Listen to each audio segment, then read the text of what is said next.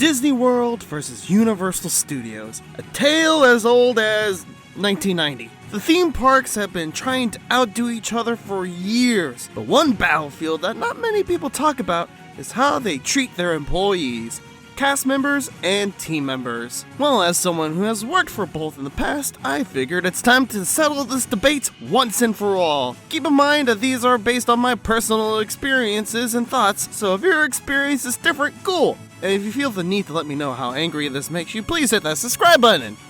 Yeah, that'll show me.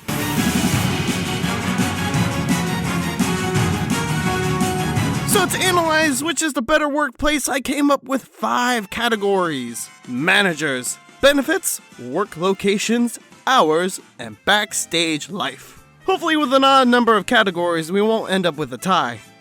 It's happened before on this channel. Let's start with the managers. I'm sure everyone has heard the horror stories of Disney managers being uptight, willing to fire anyone at a moment's notice for even the smallest infractions. Trust me, I got those stories as well. The match is lit and I'm on the other side of the bridge. I'm just not ready to burn it down yet. But I can confirm that a majority of the Disney managers I've dealt with are like that. I remember when I got the transfer to be a skipper, a bunch of my friends at Tomorrowland were like, "Dude, you sure? The managers at AdLib are awful." And when managers are so bad that people are still celebrating them getting fired 4 years later, it's a bad time. That being said, the Universal managers are a mixed bag. Some of them are great. My first set of managers at Jurassic Park, where I worked, were fantastic and was such a breath of fresh air compared to what I went through with Disney. I genuinely believe they cared about us and our advancement. It could have been a facade, but I dug it. At least until the pandemic hit, because when I came back, we had new managers, and oh boy, they were just as bad as the ones I dealt with at Disney. That being said, because I do have some positives to say about the managers at Universal, they get the point, and long story short, if you work at a theme park and have a manager named Kristen, run. Next up, we have work locations. This is going to cover how you are trained at certain areas as well as how easy it is to move to other locations. Because if you're stuck working at the same place every single day, you'll go mad. Now you might expect that when you go to work at an attraction, you'll learn everything about that attraction. For most of the rides at Universal, yeah, probably. But if you're in an attraction with a control tower position like Jurassic Park, they don't train you on that at the start, which after having that luxury at Disney kind of bugged me. At Disney, you work the ride, you know all about how to work that ride. From day 3, it takes a couple days to learn everything. Universal also has temporary transfers, which allow you to say, work for HHN, and then return back to your home location, no problem, which is really nice. One thing I liked about Universal was they had a thing called rescuing, meaning that the bigger attractions would have 1 or 2 extra team members to cover callouts that day, and if they still had those extras, they could be sent to another attraction to cover their callout for that day. Personally, I loved this because it was an opportunity to go somewhere new. Others freaking hated it because they'd be stuck in non-safety positions like greeter all day, and yeah, that sucks sometimes, but some of my favorite days working at Universal were when I was a rescue. At Disney, they do something similar, but only at rides you work at, and it doesn't happen a lot. However, the point will go to Disney because it's a lot easier to get trained at the attractions you want via cross-training and transferring. I was fully trained at 9 different rides/shows at Disney and was only able to fully work 1 at Universal, and that was greatly frustrating. So, point for Disney.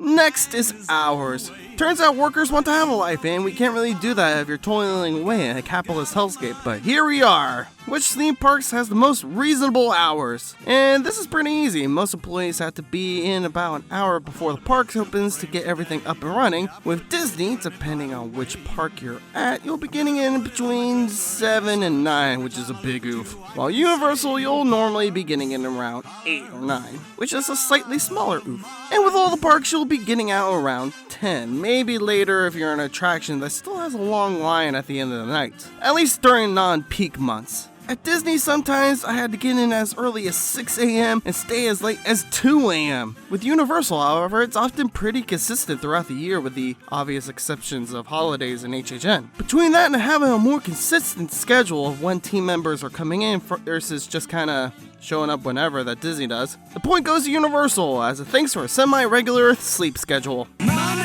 What good is a job if you don't get some wicked sweet benefits and a decent paycheck? It's a question that these people complaining about a worker shortage should really ask themselves. The theme parks are better than most, with both offering $15 an hour minimum pay with options for health, dental, and vision insurance, as well as free admission to the parks. Universal has the benefit of also getting admission to SeaWorld and Busch Gardens. And while that might sound like that gives Universal the edge, but no. Disney takes the point here for 3 reasons. 1, they have a union! It's because of the union that we were able to get $15 an hour, and while not always effective, see manager section again, they do their best to make sure that we're treated fairly. 2, it's way easier to get full-time status at Disney and all the benefits that entails. At Universal, you may be working full-time hours, but you're still not a full-time team member, which is dumb. And 3, the Disney Aspire program.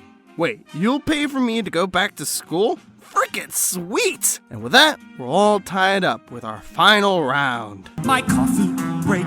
Backstage life, aka the thing that keeps you sane. Break rooms, a mixed bag. I've had a really nice break room at Space Mountain and during HHN. I've had really bad break rooms at Jungle Cruise and the day that I worked at the horror makeup show. It was literally a closet.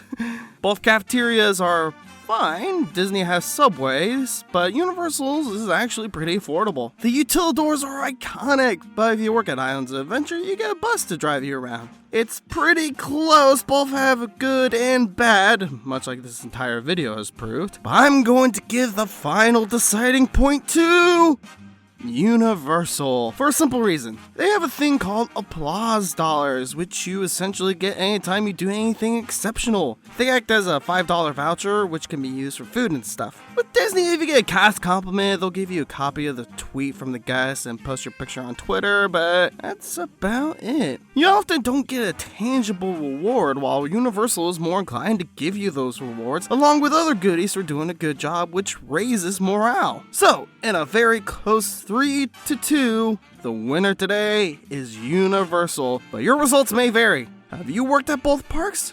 Which do you feel is the better working environment? Leave your thoughts in the comments down below, and while you're down there, don't forget to hit that like, share, and subscribe button to help this channel grow. I'm Chris from Orlando, and oops, I just dropped that match. Sorry, Mickey. Take care, y'all. One love, don't hurt nobody.